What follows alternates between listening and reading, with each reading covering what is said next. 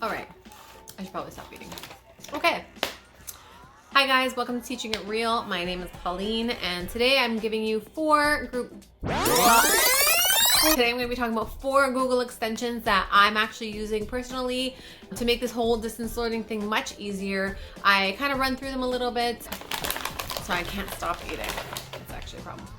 For you guys all feel the same way. The 4 are going to be go from like most useful to least useful but fun. So my first one is Mote. It is a pretty new Google extension, and I'll explain why through the video. Screencastify, Cami, bitmoji. You know we all love bitmoji. And I just kind of give a rundown of an interactive classroom and what that looks like for me. It definitely does not look like a full-out interactive classroom like I've seen. They are amazing out there, but for me, I just want to keep it simple and keep it easy and not overload myself with something that I am going to feel really, really overwhelmed by. So I kind of just do a little bit of it just to kind of give them a taste of interactive classroom. And especially because, again, I'm getting less and less students online to actually participate, and it's kind of discouraging, to be honest. This week I probably got like 5 or 6 submitted their work, which is upsetting when you're actually working on your interactive classrooms and you're making it really fun and you're including all these things and it's not working. So I'm doing the best I can. I'm trying to keep it light and I'm trying to keep it easy, but I am trying to also make sure that the students that are going online are actually gaining some sort of excitement from my lessons, and they're gonna keep coming, I hope. So check it out. I'm gonna go by number 1 right now that I'm using the most, and I would say that it is the most helpful, and I use it in all subject areas, is Mote. And it looks like this purple thing over here, and basically it's actually pretty new. So when you sign up for it or you get it, you're gonna actually get an email from the CEO, the person who made it. He, I guess, wants suggestions on like if we experience any issues with it, which is great because I know that, you know, sometimes when things are new, it tends to be better taken care of and you get a better response rate as well. So I'm just gonna show you how to use it. So if I've made, for example, the social studies assignment, say for example somebody has written something, so I don't know, they've answered this and I want to like give them some feedback. Instead of actually writing all the feedback, I just click this, and once I click that, you'll see a purple thing where your comments come actually. So when I click that, it actually records my voice. So watch this. This was a great response. I think that you have really thought about it and done research really well. Keep it up. And I press done. Then what that will do is that I can click on comment. Once I click on comment, then it makes a transcript for me. So not only will my voice be left there, but also a written response for them. If I press show more, it'll actually give a full written response, and this is what it sounds like. This was a great response. I think that you have really thought about it and done research really well. Keep it up. If I want to change my transcript, press edit, and then once you press edit, and I will actually change this, I'll just erase it really well, period, and then I'll just change the keep to a capital. And you know, because I'm super expressive, let's go exclamation mark and update. All right, the only thing I'm going to tell you about this that I find is difficult sometimes is this is what happens. Say if I want to comment on this one and I press comment and I'm starting to say something, so I'm like, oh, you know where you have done this, and I click over here, it actually cancels it out. So there's been so many times where I'm writing a comment, but because I'm so interactive with the way I'm doing everything, I want to click on the things that I'm trying to show them through my voice note. When I do that, it totally cancels it out. So then I have to redo it. So make sure that once you click on the comment button and you are recording, do not click on anything else. Do not, because you don't want to start again, especially after you've done like 60 seconds of feedback and you think it sounds great. That's the only thing I would say to not do. The best way to avoid doing that, especially in math, I find, is I oftentimes type it in speaker notes just so that it's clear and it doesn't get confused with their work. So say for example, this is what I want to fix. I'll put over here, and then they can also like make this bigger so that, you know, if you need more space to write more notes for them. I would do this in the speaker notes before I even start Mote, so that when I'm recording and I'm talking about it and I want to say something like, okay, so I highlight this, I want to leave them a comment, it'll sound like this. Hi, you did such a good job so far, but please look at my speaker notes so you can see how to improve your equations and how to really efficiently answer the math questions. I do want you to notice that the first line I wrote was the equation with the variable. You do want to show that before you do the next steps. You also want to make sure that you have equal signs to indicate that you are actually solving the equation. Okay, so I did that. I'm going to make sure I post it or comment first, press comment, and then it'll give a few minutes till it transcribes. You can still see the words still transcribing, which means it can't show more right now. A few seconds, I would say. Press show more. Hi, you did a great job so far, but please look at my speaker notes. And that way I can actually talk to the things that I've already posted on their slide.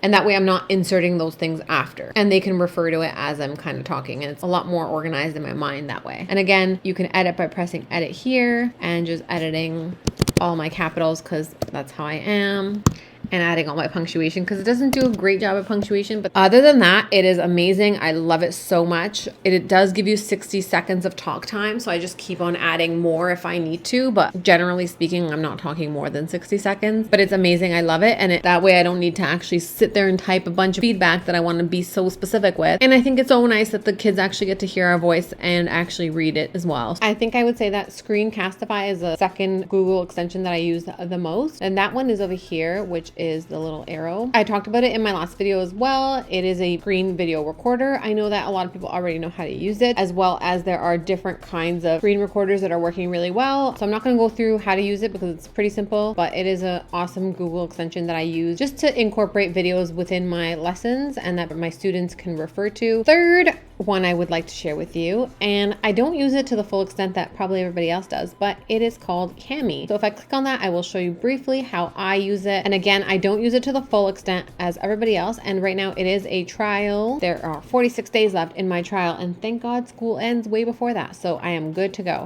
What I like to use it for is when I am doing like a live lesson on Google Meet, and that way I can show them how to or read a document better using different tools. So for example, I'm going to show you, I'm going to open up a document here. This will just convert it. All right. So if I'm doing a live lesson, what I like to do is present my screen through Google Meet. This way we can actually read a story together. So we actually read the short story last week, and what I could do, kind of show them how to read closely, like a close reading. I can use all these tools on my right hand side. So I do like it better than, you know, Google Docs because it's very easy to click on things and use the dictionary, and it's a lot more like appeasing to the eye, I would say. There was a lot of words in this document that, you know, they weren't very familiar with, and I'll tell you where I got this afterwards, the story. And so say for example I want to click on renowned. Okay, aside from it doing text to speech, which I was clicked on right now, I can click on dictionary. And if I click on dictionary and I click on the word, so I really like that because as we're going through the readings, I can be like, what words don't you know? And then I can click on dictionary, and then we can try to make sentences together during the live lesson so that I know that they understand what the word means, and we also read it in the sentence together. Because a lot of times students don't want to volunteer to read themselves, and I don't want to sit there and read the whole document by myself. I will use the text to speech, and it's super helpful because I can just highlight what I want them to read, and I can even slow down how quickly it is reading it. I can also change its voice to maybe Alice, and I can stop, etc. So that's a good one as well. I also like to comment as I'm reading or mark it up. So I can literally click on anything I want to. So say I click on like just this sentence, and I want to put important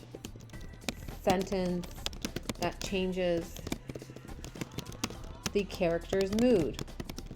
Okay, I can put that on the side. It'll also highlight it for me in whatever color I want. I also like the fact that I can mark it up with, if this is a math sheet or anything like that, I can show different kinds of equations, any kind of symbols that I need, which is super helpful because it is very hard to find these symbols sometimes on Google Docs. I know that you can also mark up a whole document and add different comments, and you can actually share it with them. I don't think that they actually need to have Cami to be able to see all the markup, but don't quote me on that because I'm not 100% sure. But again, for me, I literally like to just use it for a live lesson and to be able to access all these tools so much easier, especially when it's a PDF file or like a Word file, to make my slides so much more fun and interactive. And I know that a lot of people are trying to make their slides more interactive and, you know, real for the students so that they're still engaged. I am trying to do it, and I do think I would be interested if I was a kid. So what I use is Bitmoji, and that is definitely a Google extension as well. It looks like this. If I click on it, my Bitmojis will come up, and the best way I use it is just typing in what I want sometimes. So if I'm like saying sitting, it shows me words with sitting, but it also shows like the actual Bitmoji sitting. So I like to put in a chair, and I kind of just like to go through just to see what there is. There's so many out there that are just so fun and hilarious. I made it as similar as I can to me, but of course making myself look even younger. So that's probably one of my more fun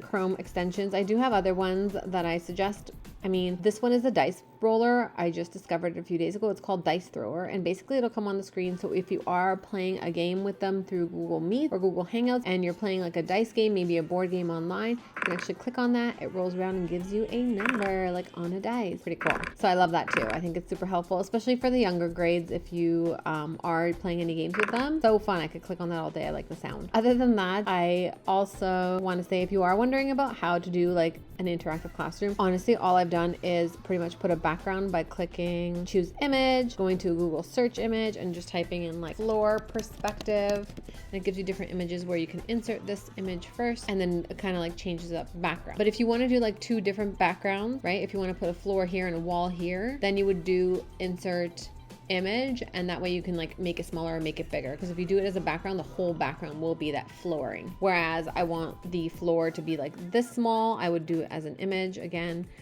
search the web, do it in the same way, floor perspective, and that way you can actually insert it. Say if it's here, I'm just going to play around for a second, and then that way you can actually make it bigger and smaller, like so, and then making it wide enough to cover the whole screen, etc.